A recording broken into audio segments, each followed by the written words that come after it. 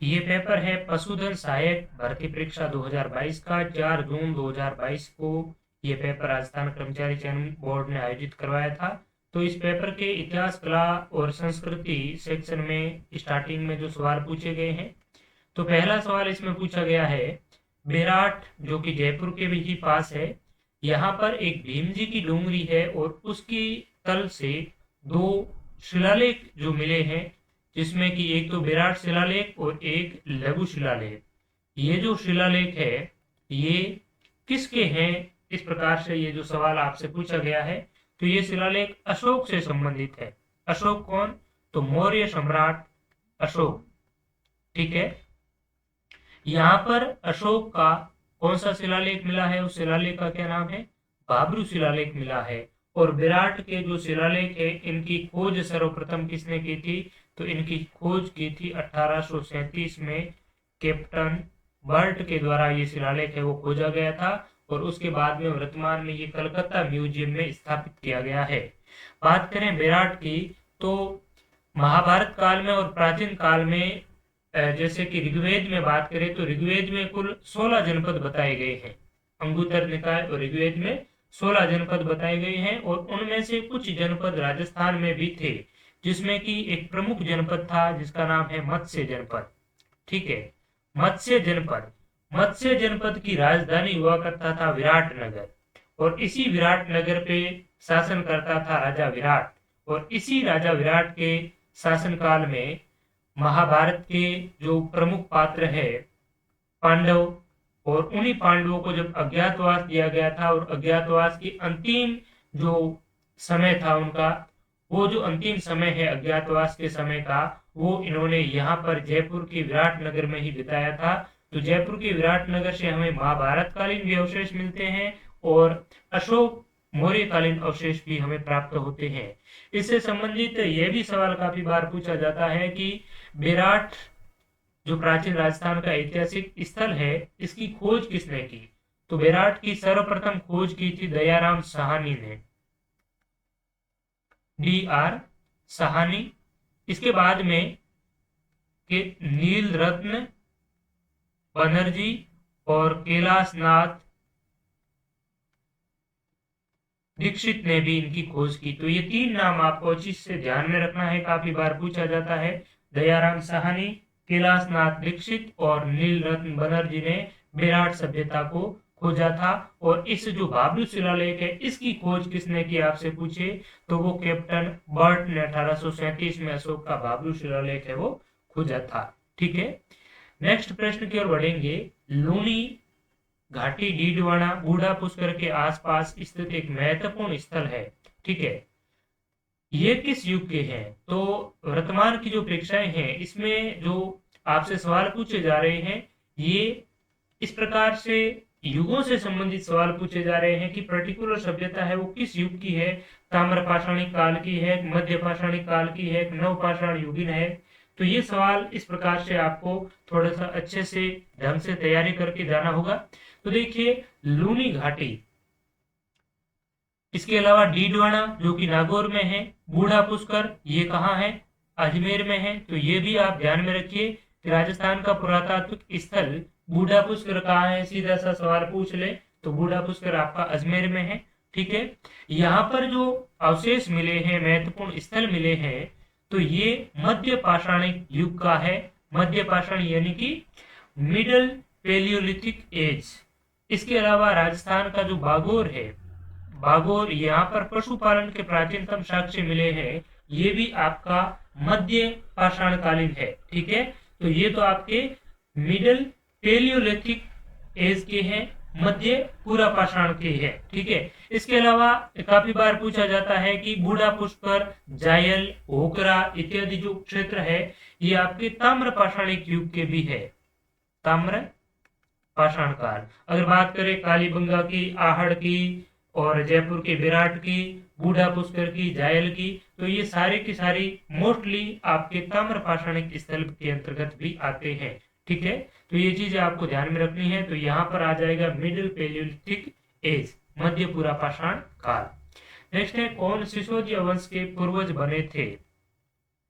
बहुत ही अच्छा सवाल है। राणा उदय सिंह प्रथम, राणा प्रताप, राणा कुंभा और राणा हमीर। तो सिसोदिया वंश के पूर्वज कौन बने थे? राणा हमीर।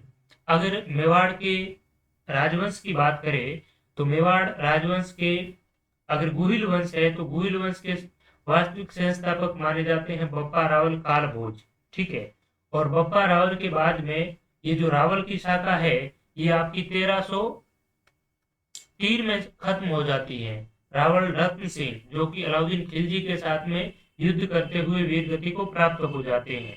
अब 1303 से लगा करके 1326 ये जो बीच के कुछ साल है इसमें जो मेवाड़ राजवंश था उस पर ये जो खिलजी राजवंश है इनका भी शासन रहा। इसके बाद में एक महत्वपूर्ण व्यक्ति आते हैं राणा हमीर। राणा हमीर को सिसोदिया इसलिए कहा जाता है क्योंकि ये सिसोदा नामक जागीर है मेवाड़ की और उस सिसोदा जागीर के जागीरदार थे। तो इन्होंने 1326 में सिसोदिया राजवंश की नींव डाली और मेवाड़ का है वो उद्धार किया। तो इसीलिए राणा हमीर को मेवाड़ का उद्धारक कहा जाता है। क्या कहा जाता है? मेवाड़ का उद्धारक।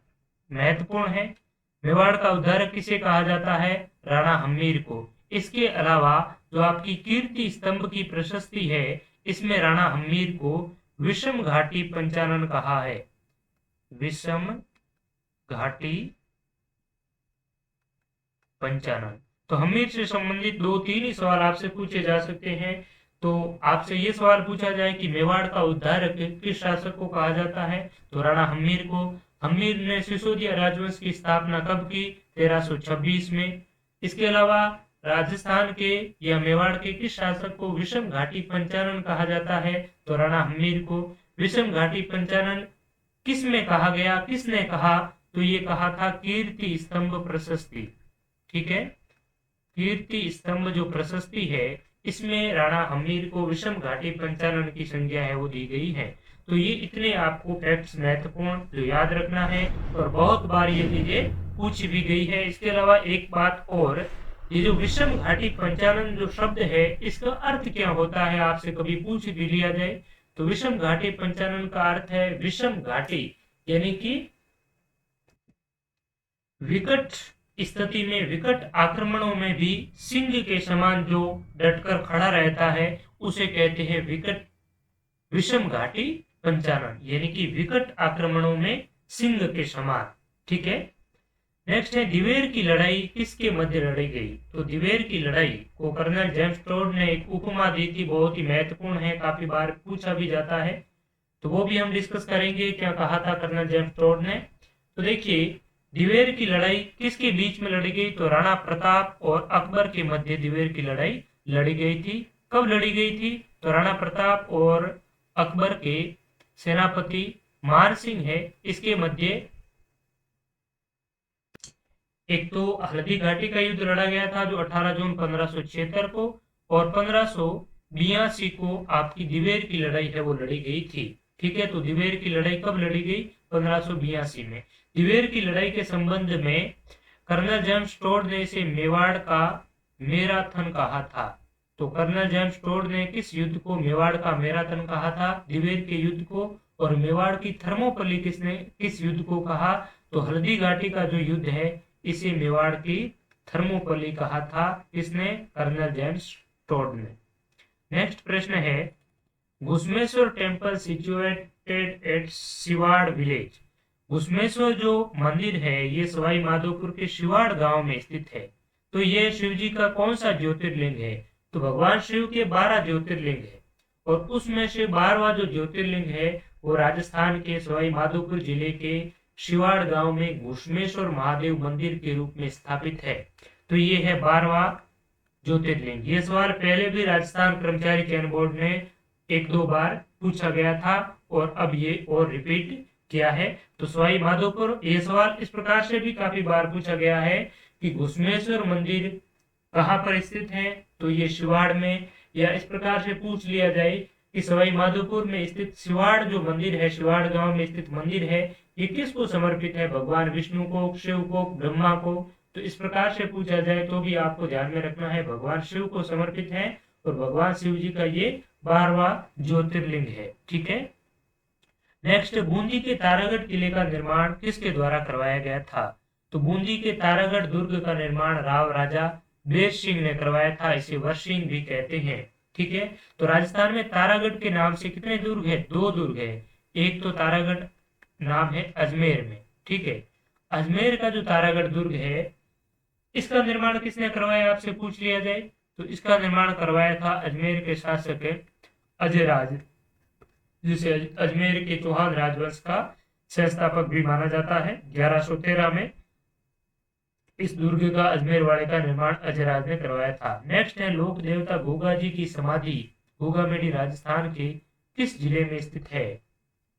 तो गोगा जी की समाधि गोगामेडी है आपकी हनुमानगढ़ में।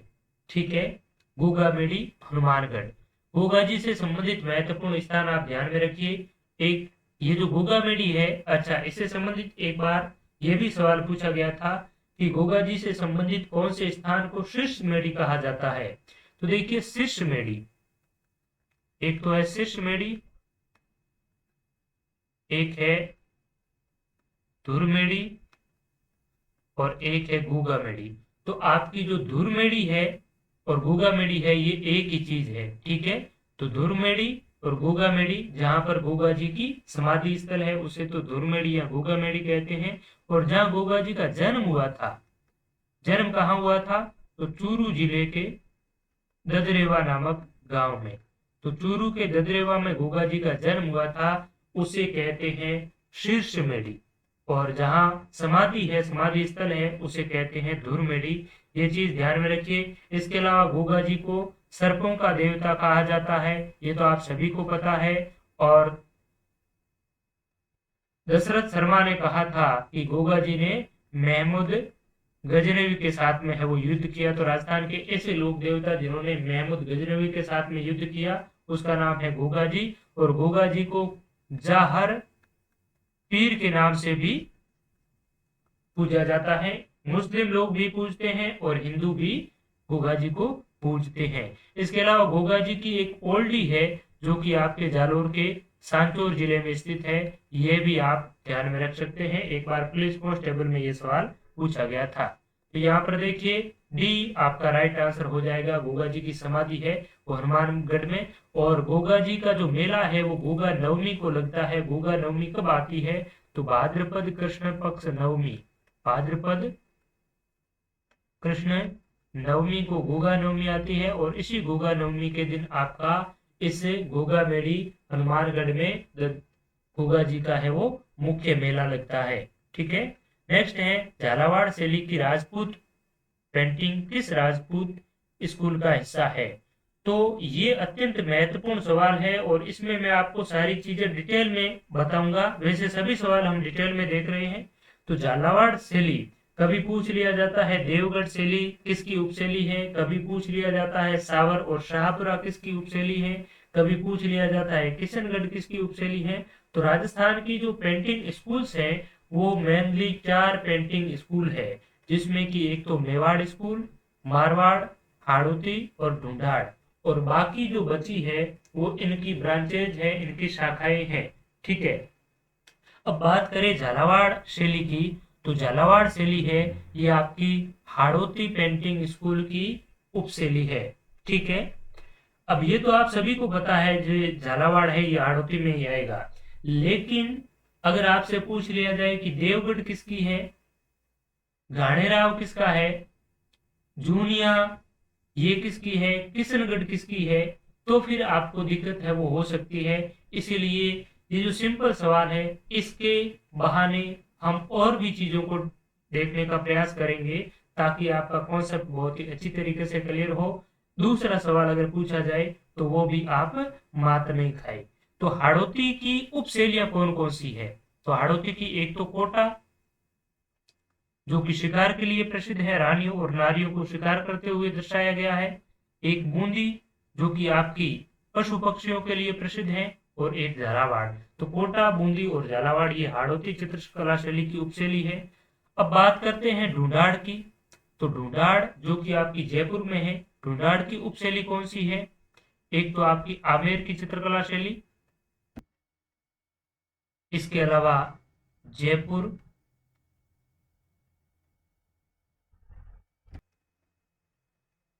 शाहपुरा, अलवर और सामोद, सामोद भरतपुर की। ठीक है, तो अलवर, शाहपुरा, सामोद, जयपुर, आमेर ये सारी की सारी आपकी ढूंढाड़ की है। ठीक है, शाहपुरा एक ढूंढाड़ की भी उपशैली है, एक मेवाड़ की भी उपशैली है, तो ये आपको ध्यान में रखना है। मारवाड़ की बात करें तो मारवाड़ की एक तो जोधपुर वाली है ही, जोधपुर, बीकानेर की है ही, इसके अलावा जैसलमेर, ये तो आप सभी को पता है ही। इसके अलावा कौन सी है? तो इसके अलावा है अजमेर की। अजमेर चित्र शैली की जो लघु चित्रकला शैली है, उनकी प्रसिद्ध जो चित्रकार, जिसमें महिला चित्रकार से संबंधित बहुत बार सवाल पूछा जाता है, तो महिला चित्रकार कौन है? महिला चित्रकार में उसना और साहिबा है। ठीक है, इसके अलावा जूनिया, ये भी अजमेर के ही ठिकाने हैं। बिनाए, जूनिया का चांद खां जो अजमेर चित्रकला शैली का एक प्रसिद्ध चित्र है, पेंटिंग है। ठीक है, तो ये आपके सारे के सारे आपके मारवाड़ के आ जाए, जोधपुर, बीकानेर, जैसलमेर, अजमेर, जूनिया, भिड़ाई, और एक इंपॉर्टेंट रह गई, वो है किशनगढ़। ये मारवाड़ चित्रकला शैली की उपशैली है। अब बात करते हैं मेवाड़ की। तो मेवाड़ की मोस्ट इंपॉर्टेंट है देवगढ़। बहुत बार पूछा गया है कि देवगढ़ किस चित्रकला शैली की उपशैली है। इसके अलावा सावर, शाहपुरा, देवगढ़, सावर, शाहपुरा, इसके अलावा नाथ द्वारा, केले की पत्तों की सांझी प्रसिद्ध है यहाँ की। ठीक है, और मेवाड़ की बात करें तो चावंड उपशैली, उदयपुर वाली तो है ही, इसके अलावा बनेड़ा और केलवा। तो ये इतनी चीजें आपको अच्छे तरीके से ध्यान में रखनी है। मेवाड़ की उपशैली पूछी जाए तो मोस्ट इंपॉर्टेंट है देवगढ़। इसके अलावा देवगढ़, केलवा, बनेड़ा, सावर, शाहपुरा, चावंड ये सारी की सारी मेवाड़ की उपशैली है। हाड़ौती की कोटा, बूंदी और झालावाड़। ढूंढाड़ की बात करें तो आमेर, जयपुर, शाहपुरा, अलवर और शामोद है। मारवाड़ की जोधपुर, बीकानेर, जैसलमेर, किशनगढ़, इसके अलावा अजमेर, जूनिया और बिहार, ये आपकी मारवाड़ चित्रकला शैली की उपशैलियां हैं। तो ये उपशैलियां इतनी आपको महत्वपूर्ण है, ध्यान में रखना है आपको। नेक्स्ट प्रश्न है, मेवाड़ में प्रसिद्ध गेर लोक नृत्य के अवसर पर किया जाता है। तो गेर जो लोक नृत्य है, ये मेवाड़ में किस अवसर पर किया जाता है? विकल्प है बच्चे का जन्म, होली, विवाह या मानसून। तो होली के अवसर पर जो आयोजित किया जाता है, ये आपका गेर नृत्य है। ठीक है, गेर नृत्य कहाँ का प्रसिद्ध है? तो मेवाड़ का प्रसिद्ध है, होली के अवसर पर किया जाता है। ठीक है, और जो गेर नृत्य करते हैं उन्हें क्या कहा जाता है? गेरिया कहा जाता है। बच्चे के जन्म पर कौन सा गीत गाया जाता है? महत्वपूर्ण है, तो ये है एक तो सोहर, सोहर गीत, इसको होलर भी कहते हैं और हालरिया भी कहते हैं। तो सोहर, होलर या हालरिया जो गीत है, ये बच्चे के जन्म पर गाया जाता है। ठीक है, नेक्स्ट प्रश्न, राजस्थान की भाषा के लिए पहली बार राजस्थानी शब्द का प्रयोग किसने किया? कवि कुशललाभ, जॉर्ज अब्राहम ग्रियर्सन, सूर्यमल मिश्रण और जेम्स टोड। तो राजस्थानी भाषा के लिए सर्वप्रथम राजस्थानी शब्द का प्रयोग किया, ये अगर आपसे सवाल पूछा जाए, या फिर आपसे सवाल पूछा जाए कि राजस्थानी भाषा का सबसे पहले वैज्ञानिक वर्गीकरण किसने प्रस्तुत किया? ठीक है, तो साइंटिफिक क्लासिफिकेशन है वो राजस्थानी भाषा का सबसे पहले प्रस्तुत किया था जॉर्ज अब्राहम ग्रियर्सन ने। या फिर राजस्थानी भाषा के लिए राजस्थानी जो शब्द है, ये भी किसने गढ़ा था? जॉर्ज अब्राहम ग्रियर्सन ने इसका सबसे पहले प्रयोग किया था। अब ये पूछा जाए कि जॉर्ज अब्राहम ग्रियर्सन ने राजस्थानी भाषा का सबसे पहले प्रयोग किया, लेकिन कहां पर किया? तो वो किया था linguistic survey of India, linguistic survey of India नामक जो पुस्तक है, इसमें 1912 में इन्होंने सबसे पहले राजस्थानी भाषा के लिए राजस्थानी शब्द का प्रयोग है वो किया था। ठीक है, इस प्रकार से अगर हम राजस्थान की पेंटिंग देखते हैं, चित्रकला देखते हैं, तो राजस्थानी चित्रकला के लिए सबसे पहले राजस्थानी चित्रकला का वैज्ञानिक विभाजन किसने किया? तो हमने पिछले सेशन में पढ़ा था आनंद कुमार स्वामी ने। ठीक है, आनंद कुमार स्वामी ने सबसे पहले वैज्ञानिक विभाजन किया था चित्रकला शैली का, और राजस्थानी शब्द का वैज्ञानिक विश्लेषण है वो जॉर्ज अब्राहम ग्रियर्सन ने किया था लिंग्विस्टिक सर्वे ऑफ इंडिया में। अब बात करते हैं कर्नल जेम्स टोड की। तो कर्नल जेम्स टोड ने भी राजस्थान के बारे में कुछ कहा था, क्योंकि इन्होंने राजस्थान का इतिहास लिखा है, और उस इतिहास की बुक का नाम है एंटिक्विटीज ऑफ राजस्थान। ठीक है, और एंटिक्विटीज ऑफ राजस्थान में कर्नल जेम्स टोड ने राजस्थान के लिए सर्वप्रथम राजस्थान शब्द का प्रयोग है वो कर्नल जेम्स टोड ने किया था। ठीक है, राजपूताना जो शब्द है उसका प्रयोग किया था आपका जॉर्ज थॉम्स ने। तो दो तीन महत्वपूर्ण बातें यहाँ पर आप क्लियर कर दीजिए कि राजस्थान के लिए सबसे पहले जो राजस्थान शब्द है इसका प्रयोग तो किसने किया था? Antiquities annuls and antiquities of Rajasthan नामक पुस्तक में कर्नल जेम्स टोड ने कब किया था? 1829 में। अब राजस्थान के लिए राजपूताना जो शब्द है इसका प्रयोग सबसे पहले किसने किया था? तो जॉर्ज थॉमस ने। जॉर्ज थॉमस ने कब किया? तो 1800 में। ठीक है, तो ये राजस्थानी भाषा का प्रयोग कहे तो जॉर्ज अब्राहम ग्रियर्सन ने, और राजस्थानी शब्द का प्रयोग कहे तो कर्नल जेम्स टोड ने। ठीक है, सूर्यमल मिश्रण की बात करें तो सूर्यमल मिश्रण बूंदी के दरबारी कवि थे राम सिंह के। इन्होंने वीर सतसई, वंश भास्कर, बलवंत विलास, राम रंजाट, छंद म्युक्त, सती रासो, धातु रूपावली इत्यादि कई ग्रंथ है वो रचे हैं। ठीक है, और कवि कुशल लाभ की बात करें तो इन्होंने एक प्रसिद्ध ग्रंथ लिखा है जिसका नाम है पिंगल शिरोमणि। पिंगल शिरोमणि किसने लिखा? तो कवि कुशल लाभ ने। ये चीजें ध्यान में रखना है। नेक्स्ट प्रश्न की ओर बढ़ेंगे। कौन सा नाटक भवाई शैली में लिखा गया राजस्थान में प्रसिद्ध है? अंजन सुंदरी, मैना सुंदरी, जिस्मा ओडन, रास धार।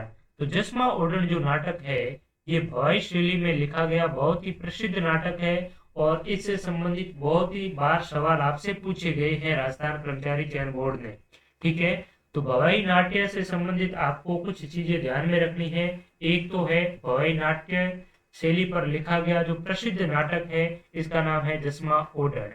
ये जो नाटक है वो किसने लिखा था? तो शांता गांधी ने। शांता गांधी ने। तो आपसे पूछ लिया जाए कि शांता गांधी का संबंध किस लोक नाट्य से है? तो भवाई लोक नाट्य से है। और ये जो है ये आपका जर्मनी और जापान में भी अंतरराष्ट्रीय स्तर पर इसका मंचन किया गया था जिस्मा ओडन को। ठीक है, तो जिस्मा ओडन क्या है? तो ये एक नाटक है, शांता गांधी के द्वारा लिखा गया है और भवाई लोक नाट्य से संबंधित है। अब पूछा जाए कि भवाई लोक नाट्य कहाँ का प्रसिद्ध है और इसके प्रमुख कलाकार कौन कौन है? तो ये मेवाड़ का प्रसिद्ध लोक नाट्य है। ठीक है, और इसके कलाकार की बात करें तो एक है आपके रूप सिंह शेखावत। ये सवाल भी पूछा गया था। रूप सिंह शेखावत, तारा शर्मा,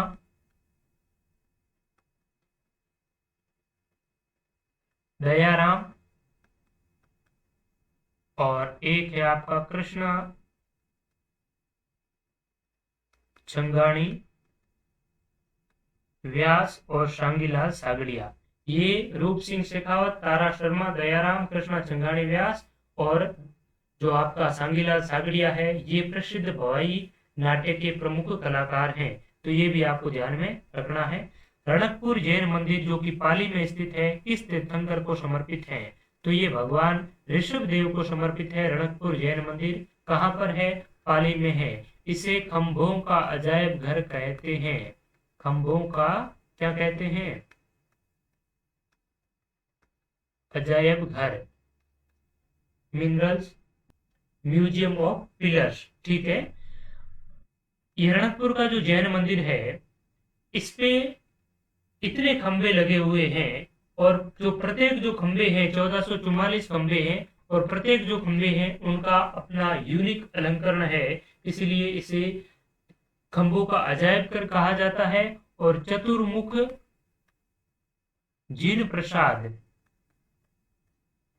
की संज्ञा भी रणकपुर के जैन मंदिर को दी जाती है। चतुर्मुख जैन प्रसाद और खंभों का अजायब घर कहा जाता है रणकपुर के जैन मंदिर को। नेक्स्ट है, निम्न गजल गायकों में से कौन राजस्थान से संबंधित है? अनूप जलोटा, जगजीत सिंह, गुलाम अली और पंकज उधास।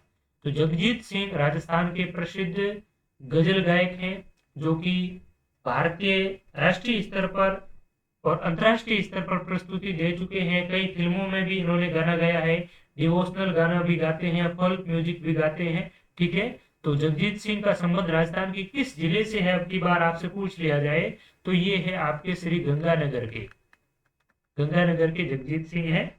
ये प्रश्न आपसे कहां से पूछा गया है? तो राजस्थान के प्रमुख व्यक्तित्व जो टॉपिक में दे रखा है उसी से ये सवाल है, वो पूछा गया है। नेक्स्ट, 1818 में अंग्रेजों के साथ संधियों पर हस्ताक्षर करने वाला जयपुर का शासक कौन था? तो 1817-18 में अंग्रेजों ने जो सेकंड राउंड की संधियां की थी, उसमें जयपुर के जो शासक थे वो सवाई जगत सिंह थे। ठीक है, सवाई जगत सिंह। और इसमें आपको ये भी ध्यान में रखना है कि 1817-18 में जो संधियां की, उस समय दिल्ली का रेजिडेंट कौन था जो कि संधियों के संबंध में बातचीत कर रहा था राजपूताना के शासकों के मध्य? तो वो था चार्ल्स मेटकॉफ। ये सवाल बहुत बार पूछा गया है, मोस्ट इंपोर्टेंट है, अच्छे से ध्यान में रख लीजिए कि 1718-17 की जो संधियां हैं उसमें बातचीत करने वाला अंग्रेज अधिकारी कौन था? तो चार्ल्स मेटकॉफ तो अंग्रेज अधिकारी था, बाकी राजस्थान के अलग अलग राज्यों के रियासतों के शासक थे, जैसे कि जयपुर का जगत सिंह। ठीक है, नेक्स्ट सवाल है, भारत की स्वतंत्रता के बाद राजस्थान के गठन के कितने चरण थे? तो ये सवाल वैसे सीधे तौर पर आपसे पूछ लिया जाए कि राजस्थान का एकीकरण कितने चरणों में हुआ, तो आप बता देंगे 7 चरण। लेकिन इस प्रकार से सवाल को थोड़ा सा घुमाया गया है, लेकिन इसका उत्तर सेम ही है, क्योंकि राजस्थान का एकीकरण अगर आपसे पूछा जाए तो राजस्थान का एकीकरण भारत के स्वतंत्रता के बाद ही शुरू हुआ था। भारत की स्वतंत्रता यानी कि 15 अगस्त 1947 को भारत है वो स्वतंत्र हुआ था, और 18 मार्च 1948 को राजस्थान का एकीकरण शुरू हुआ, जो कि 1 नवंबर 1956 को पूर्ण हुआ था। ठीक है, तो गठन के बाद में, स्वतंत्रता के बाद में भी तो 7 ही चरण थे। ठीक है, तो यहाँ पर हो जाएगा 7 चरणों में राजस्थान का एकीकरण है वो हुआ था। नेक्स्ट है, कौन सी महिला राजस्थान से संबंधित है जो राजनीतिक जागृति और विकास का हिस्सा थी? तो राजस्थान की महिला जिसका नाम है अंजना देवी चौधरी, इनका जन्म हुआ था सीकर में। ठीक है, और रामनारायण जो चौधरी है, इनकी ये धर्म पत्नी थी। ठीक है, रामनारायण चौधरी का नाम आपने कृषक आंदोलन में सुना ही होगा बहुत ही अच्छी तरीके से। इन्होंने स्वतंत्रता आंदोलन में गिरफ्तारी देने वाली ये प्रथम महिला थी। बहुत बार ये सवाल रिपीट हो चुका है कि राजस्थान के स्वतंत्रता आंदोलन में गिरफ्तार होने वाली प्रथम महिला कौन थी? तो वो अंजना देवी चौधरी ही थी। इन्होंने महात्मा गांधी के राष्ट्रीय आंदोलन भारत छोड़ो आंदोलन में भाग लिया, नमक सत्याग्रह में भी हिस्सा लिया था अंजना देवी चौधरी ने, और रियासती जनता में गिरफ्तार होने वाली राजस्थान की प्रथम महिला थी। नेक्स्ट है, एक ही आंदोलन के नेता थे। तो एक ही आंदोलन से संबंधित बहुत बार सवाल पूछा जाता है। इसकी शुरुआत कहां से हुई? तो मातृकुंड या राशमी चित्तौड़गढ़ और झाड़ोल से हुई।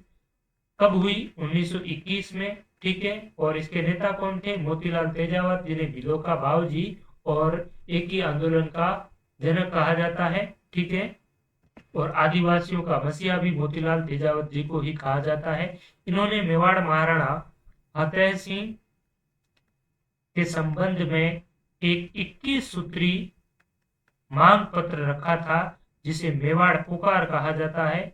मोस्ट इंपोर्टेंट है, कई बार हमने डिस्कस भी किया है इस संबंध में, आपको अच्छे से ध्यान में होगा। ठीक है, नेक्स्ट,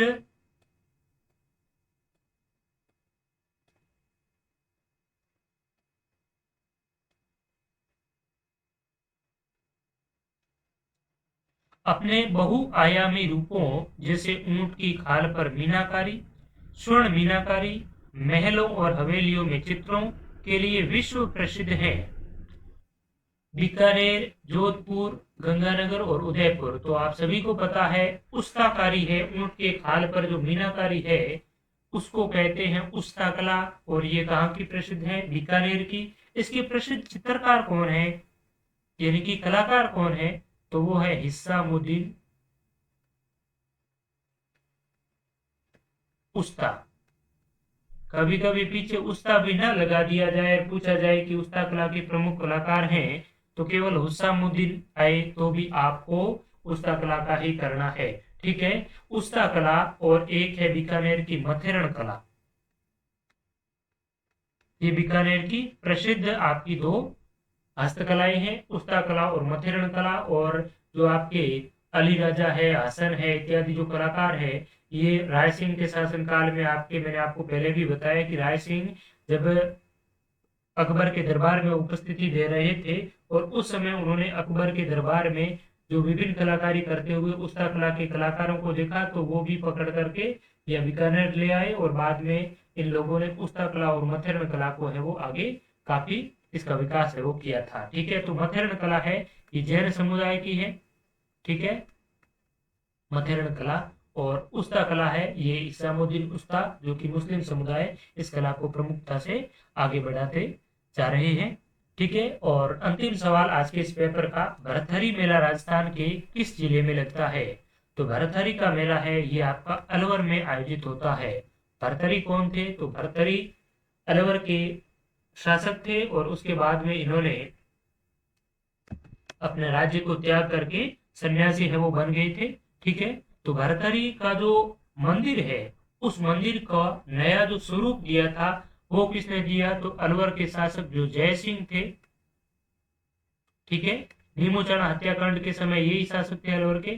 तो जय सिंह ने नीमूचरण हत्याकांड से एक वर्ष पहले यानी कि 1924 में यहाँ का जो मंदिर है भरथरी का मंदिर अलवर का, उसको एक नया स्वरूप है वो दिया था। ठीक है, आज के इस पेपर में हालांकि 40 सवाल पूछे गए हैं, 50 राजस्थान इतिहास कला संस्कृति से, 50 राजस्थान के भूगोल से।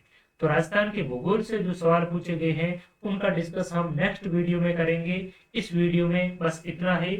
आप सभी का बहुत बहुत धन्यवाद इस वीडियो को देखने के लिए। अपने और मित्रों के साथ भी शेयर करें, और आप पहली बार अगर इस चैनल पर देख रहे हैं तो इसे सब्सक्राइब करें और अपने मित्रों के साथ आप जरूर शेयर करें। आप सभी का बहुत बहुत धन्यवाद। साथ ही आपको बता दूं कि अगर आप राजस्थान की अपकमिंग एग्जाम जैसे कि आरओ, ईओ या फिर एईएन की तैयारी कर रहे हैं, जेईएन की तैयारी कर रहे हैं, टीचर ग्रेड 3 की तैयारी कर रहे हैं, ठीक है, सेकंड ग्रेड की तैयारी कर रहे हैं, तो इन प्रतियोगी परीक्षा के लिए हमने एक टॉपिक वाइज क्वालिटी टेस्ट भी मोबाइल एप्लीकेशन और डिजिटल स्टडी पर स्टार्ट कर रखे हैं। तो बेहतरीन तैयारी के लिए आप इस टेस्ट सीरीज का हिस्सा अवश्य बने। निश्चित रूप से आपकी सफल परीक्षा में है ये मददगार सिद्ध होगी, और प्रत्येक प्रश्न का डिटेल में एक्सप्लेनेशन, डिटेल में एनालिसिस भी आपको मिलेगा ताकि आपकी तैयारी और बेहतर तरीके से हो पाए। तो इस टेस्ट सीरीज का आप हिस्सा अवश्य बने। Thank you so much to all. और जो आरओ ईओ की टेस्ट है इसमें पहले टेस्ट 3 जो टेस्ट है ये सभी के लिए फ्री है, और एएन की जो टेस्ट सीरीज है इस टेस्ट सीरीज में शुरुआती 100 विद्यार्थियों के लिए 50% ऑफ है, डिस्काउंट है। तो अभी आप ज्वाइन करके इस ऑफर का भी लाभ ले सकते हैं। तो आप सभी का बहुत बहुत धन्यवाद। चैनल की जो लिंक है वो इस वीडियो के डिस्क्रिप्शन में आपको मिल जाएगी, वहां से आप प्राप्त कर सकते हैं। तो कल मिलेंगे राजस्थान ज्योग्राफी के महत्वपूर्ण प्रश्नों के विश्लेषण के साथ। तब तक के लिए शुक्रिया, नमस्कार।